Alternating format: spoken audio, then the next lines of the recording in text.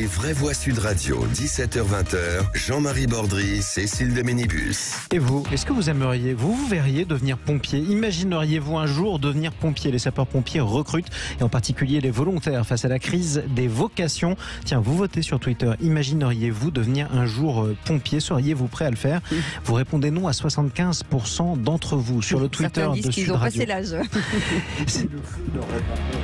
Le feu n'aurait pas peur de Philippe Bilger. C'est ce qu'il nous dit justement. Je suis pas sûr, moi. Quoi qu'il en soit, comment réarmer nos pompiers? On va y revenir et on en parle tout de suite. C'est le coup de projecteur des vraies voix. Les vraies voix Sud Radio, le coup de projecteur des vraies voix. Il venait porter secours à un jeune agressé par plusieurs manifestants. Mais très vite, ces 4 pompiers se retrouvent eux-mêmes sous les coups. L'un d'eux est projeté au sol, insulté et frappé à plusieurs reprises. On a plus de 10 terrains de football par minute qui partent en fumée. Donc en effet, les équipes sont face à un feu exceptionnel, hors norme. Le chef de l'État s'est rendu au poste de commandement des pompiers à la Teste de Bûche. Là où je peux dire que vous avez fait un travail d'autant plus exceptionnel, c'est qu'il n'y a pas de victimes. Et pour en parler, 2 invités avec nous, le colonel Jean-Paul Bosland. Bonsoir, merci d'être avec nous. Bonsoir. Vous êtes secrétaire général Fédération nationale des sapeurs-pompiers de France. Et puis le porte-parole des pompiers de la Fédération nationale des sapeurs-pompiers de France, Éric Brocardi, est avec nous. Bonsoir, merci d'être avec nous. On va revenir sur les mesures annoncées ce matin par Emmanuel Macron. Et on va démarrer justement sur le feu et de faire un point surtout forcément sur la Gironde particulièrement touchée aussi et pas mal de régions. Et on se rend compte que finalement les feux sont de plus en plus difficiles à dompter. Ils commencent de plus en plus tôt et ils finissent de plus en plus tard, colonel. Non seulement ils commencent plus tôt, ils finissent plus tard, mais aujourd'hui l'évolution climatique fait surtout que le feu, si je peux dire, n'est plus réservé qu'aux collègues du Sud, mais surtout sur l'ensemble du territoire. On a eu des feux importants dans le Jura, par exemple, on a eu en Bretagne, et donc l'évolution climatique fait qu'aujourd'hui, nous devons lutter contre des incendies de broussailles, de feux de forêt, etc., sur l'ensemble du territoire. Il propose, Emmanuel Macron propose une énorme campagne de sensibilisation, de mobilisation justement, pour éveiller les consciences et sur quel modèle en fait ? Le président Macron a précisé ce matin, lorsqu'il recevait l'ensemble des acteurs qui ont lutté contre les feux de cet été, des mesures sur la prévention, mais aussi des mesures pour pouvoir améliorer les moyens d'intervention et de lutte contre les feux de forêt. Et notamment, ça va passer aussi, par exemple, tout simplement par faciliter les règles pour le débroussaillement des forêts, et après des aides directes auprès des collègues sapeurs-pompiers, auprès des services départementaux d'incendie et de secours, avec des apports financiers, mais aussi le renfort et l'achat d'avions bombardiers d'eau, de location d'hélicoptères, etc. Exactement, il y aura davantage d'ailleurs d'hélicoptères qui seront loués l'an prochain, en tout cas pour 2023. Le président Macron a annoncé ce matin l'allocation de 10 hélicoptères bombardiers d'eau et l'achat aussi, en plus, de 2 autres hélicoptères, de manière à pouvoir lutter efficacement assez rapidement dès la naissance d'un feu sur les forêts. Il faut aussi des moyens financiers pour les SDIS, et je crois qu'il y a aussi un budget qui pourrait être aussi développé.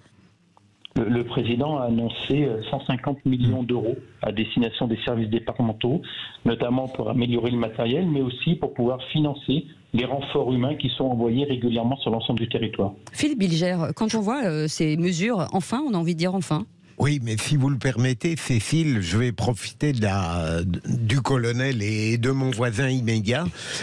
Comme on parle des pompiers et du désir d'en voir davantage lutter contre le feu, je voudrais avoir votre avis sur le point suivant. J'ai l'impression qu'une bascule très préoccupante, angoissante, s'est produite en France. La première fois que des pompiers ont été attaqués par des voyous dans les cités. Et qu'on a abouti à cette situation qui aurait pu être vaudevillesque, des pompiers qui devaient être protégés par des policiers qui eux-mêmes étaient attaqués par des voyous. Est-ce que vous ne croyez pas, je m'adresse à vous, Éric Brocardi, que c'est véritablement un moment clé dans l'histoire de notre société, la première fois que des pompiers ont été agressés? Il y a des moments clés à tous les instants. Il y a, c'est vrai, cette partie un peu pénible de l'histoire des pompiers qui fait qu'à un moment donné, on reçoit les mots de la société parce qu'on est encore en contact humain face à une société qui parfois se déshumanise un petit peu trop. Il y a aussi une prise de conscience pour nos missions, il y a une prise de conscience pour la protection des concitoyens surtout.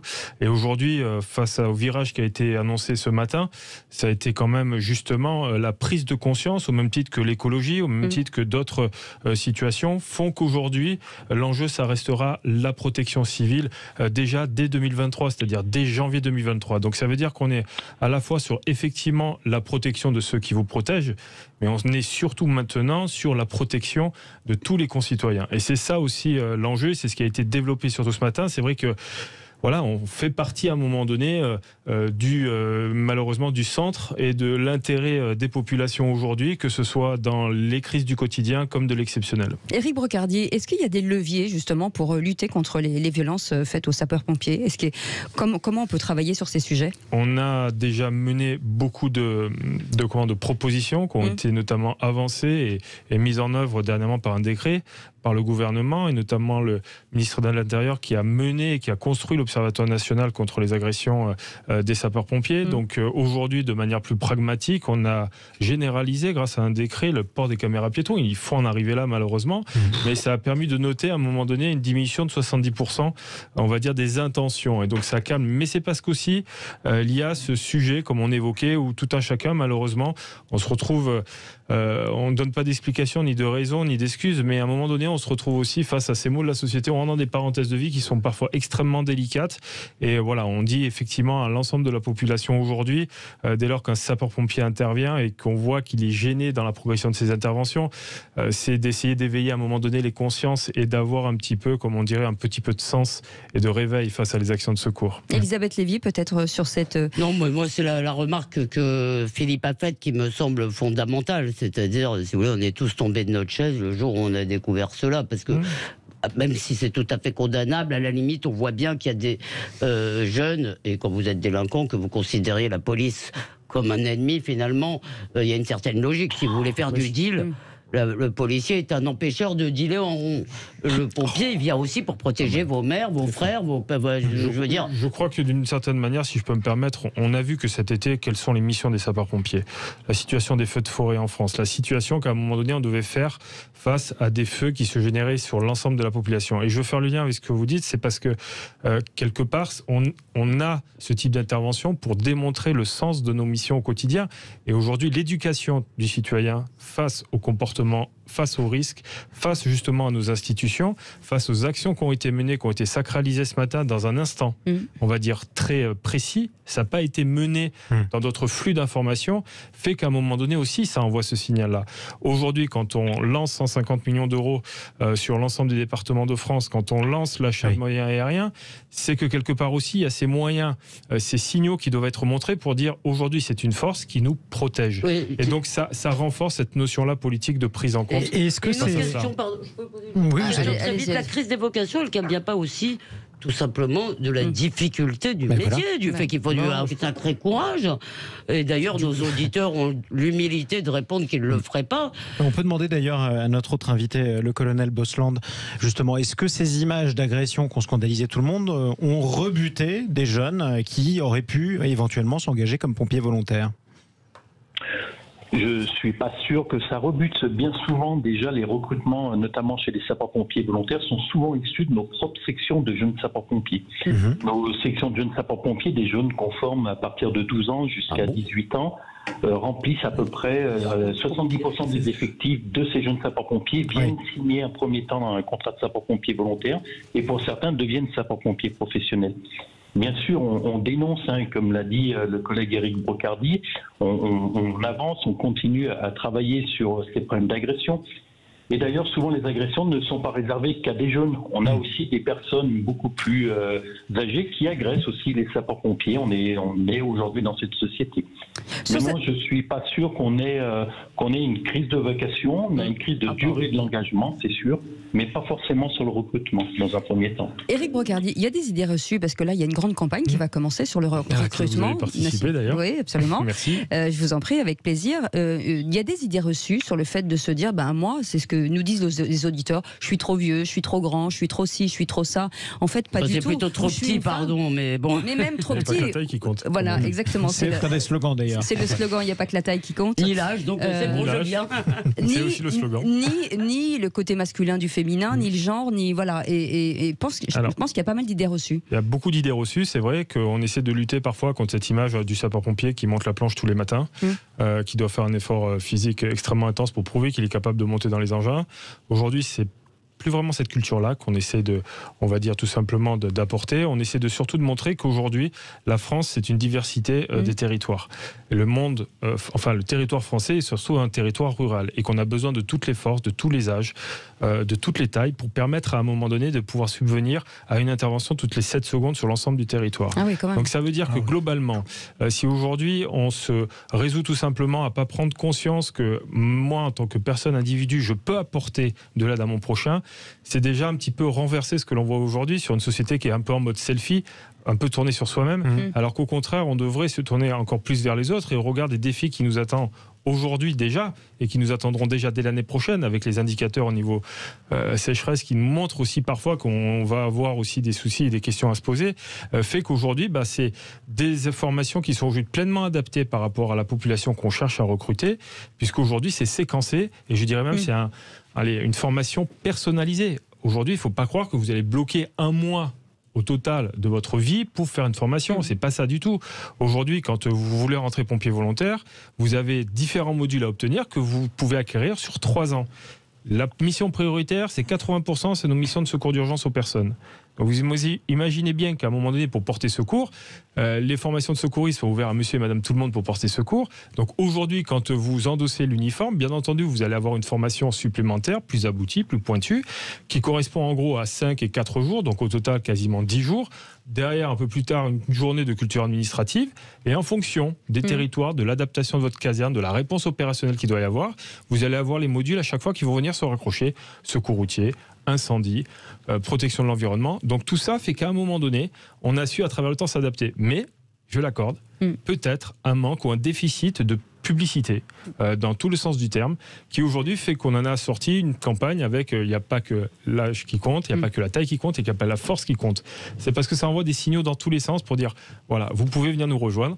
Cécile nous a déjà rejoint avec cette campagne. L'esprit de solidarité est plus important que la force physique, d'une certaine manière. Mais je pense que si on finit le slogan par « c'est toi », c'est parce que tout simplement, si c'est pas la force qui compte, c'est toi, c'est le mental, c'est l'envie de faire.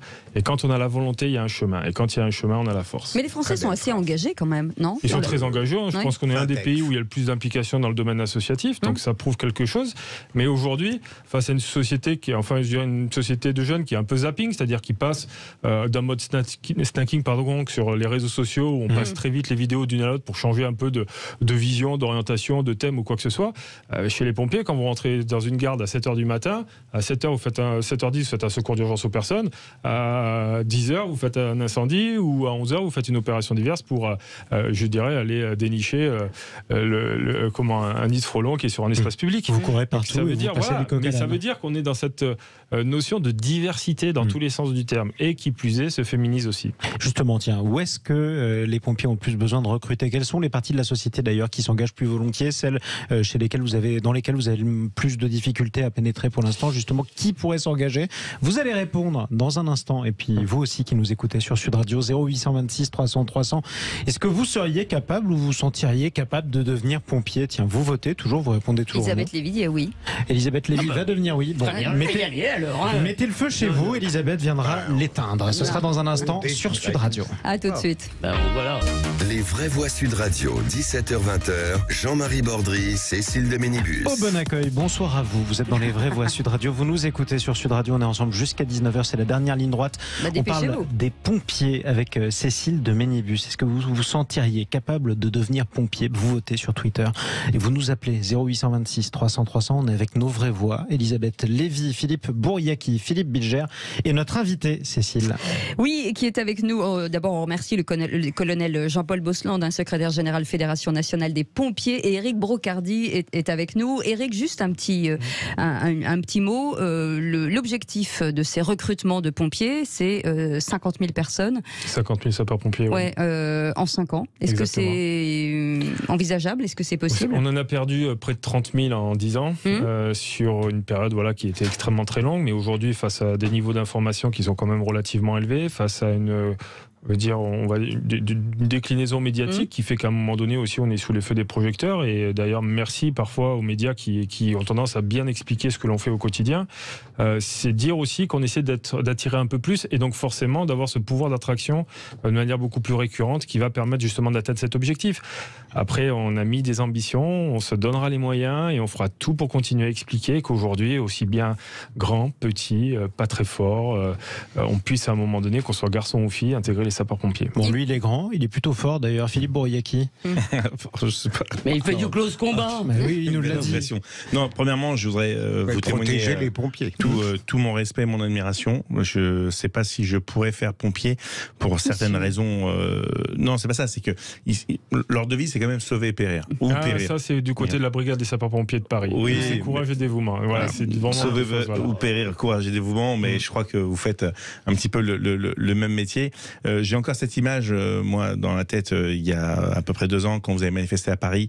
On vous a envoyé les CRS et les gendarmes mobiles, vous gazez et vous envoyez des lances à incendie. Donc ce gouvernement, moi, je très bien ce qu'il fait, mais 150 millions divisé par 100 départements, je crois que ça fait 15 millions par département. Je pense qu'on pourrait monter un petit peu plus. Ça, c'est mon avis personnel. On peut l'expliquer. Des fois, c'est que de manière très pragmatique aujourd'hui, sur ces 150 millions d'euros, quand effectivement on les divise, ça permet d'acheter au moins 5 ou 6 camions citernes feux de forêt qu'on va utiliser aussi bien pendant la période estivale comme la période d'inondation. Donc c'est déjà assez conséquent, surtout que ça relève des collectivités territoriales et qu'à partir de là, c'est donné une oxygénation. Bien sûr, bien évidemment. Des petits pas nécessaires. Non, mais voilà, d'accord, petits pas, mais là, maintenant, il faut faire des grands pas, parce que plus les forêts vont brûler, moins on aura de capacité à capter le carbone et à produire de l'oxygène, et donc plus on sera impacté par le réchauffement climatique. Donc si ce gouvernement se veut écolo, il faut vraiment vous donner des vrais moyens. Et puis j'irai même au-delà. Je pense qu'il faut effectivement inciter, je pense à toutes ces associations qui travaillent dans les quartiers populaires, qui doivent avoir un rôle de médiation et de sensibilisation, parce que c'est pas normal qu'on caillasse des hommes ou des femmes qui viennent sauver nos parents, qui viennent sauver nos familles. Premièrement, il faudrait alourdir les peines et sanctions sur celles et ceux qui commettent ce genre de méfaits. Deuxièmement, il faudrait donc de la prévention et de l'éducation populaire via les associations. Il faudrait aussi conditionner des aides à des associations avec celles qui jouent le jeu pour vous fournir des volontaires. Il faudrait aussi soutenir les patrons qui acceptent que leur gars puisse avoir des permanences où il revient. Le SNU, c'est déjà une bonne initiative. Le service national universel. Bien sûr. Entre autres, mais aussi les patrons on pourrait défiscaliser des heures supplémentaires sur les pompiers volontaires qui travaillent en entreprise, parce qu'ils finissent leur job à 16h, à 17h ils sont en caserne et ils partent pour 24 heures. Et puis dernier petit point sur les débroussailles en forêt. Moi je pense que des prisonniers en fin de peine qui n'ont pas de crime de sang, avec un bracelet électronique, accompagnés de gens qui les supervisent, je préfère qu'ils soient en forêt en train de faire du bien à la collectivité, plutôt qu'être dans les mains de gens qui peuvent les radicaliser, que ce soit des bombardements quand ils sortent. Après, ça c'est une volonté du gouvernement. Éric Brocardi, on revient sur ces forêts aussi, parce que Emmanuel Macron a envisagé de replanter 1 milliard d'arbres. Ça veut dire qu'il va falloir repenser la forêt autrement, puisque là il y a quand même beaucoup de territoires qui ont été détruits, des territoires qui étaient pour certains pas débroussaillés, mais il va falloir réfléchir à tous ces territoires et à la gestion de nos forêts. Bien sûr qu'il faut réfléchir à la gestion des forêts, c'est ce qui a été dit, de repenser, de replanter la forêt, ça a été évoqué. Aujourd'hui, on a aussi un enjeu qui est pour mieux protéger la forêt, c'est parfois un petit peu la défigurer, c'est-à-dire permettre à un moment donné de tracer des pistes qui permettent aux sapeurs-pompiers et à l'ONF et toute autre organisation qui va venir protéger, intervenir, relever, faire de la prévention sur le terrain directement. Ça permet aussi, comme on le dit souvent, comme dans le sud de la France, que les pistes DFCI, de défense des forêts contre les incendies, permettent aujourd'hui aussi de bénéficier d'un attrait touristique aussi. Il y a plusieurs enjeux. Donc ça veut dire que replanter ok. Le concevoir, c'est encore mieux. Et puis alors le faire bien pensant, c'est l'idéal. Donc c'est vrai qu'aujourd'hui, voilà, ça a été mis entre les mains de la mission, on va dire, dès 2023 sur cette mission-là par Robert Falco, qui va devoir mener cela. Et quelque part, sans faire de politique ni quoi que ce soit, mais c'est quelqu'un du Sud qui a cette notion-là et cette idée-là d'aménagement des territoires qui va pouvoir aussi prendre en compte tout cela. Parce que c'est vrai que le Var a été souvent touché avec Hubert Falco, et maire de la ville de Toulon. Absolument, restez avec nous.